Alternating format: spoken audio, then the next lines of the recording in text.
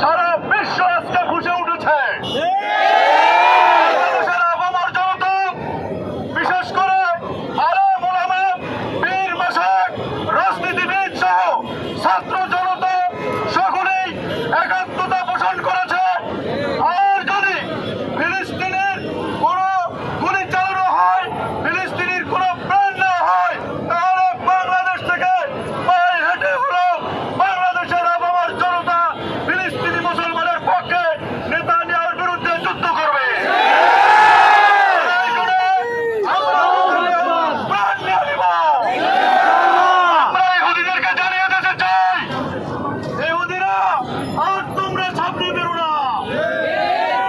আমরা মাননীয় প্রধান উপদেষ্টাকে আমরা বলতে চাই, আমরা তার কাছে আহ্বান রাখতে চাই, আপনি ফিলিস্তিনের জন্য ভিসা উন্মুক্ত করে দেন। সাধারণ জনতা ফিলিস্তিনে গিয়ে ইসরায়েলের বিরুদ্ধে, নেতানিয়াহুর বিরুদ্ধে যুদ্ধ করবে ইনশাআল্লাহ।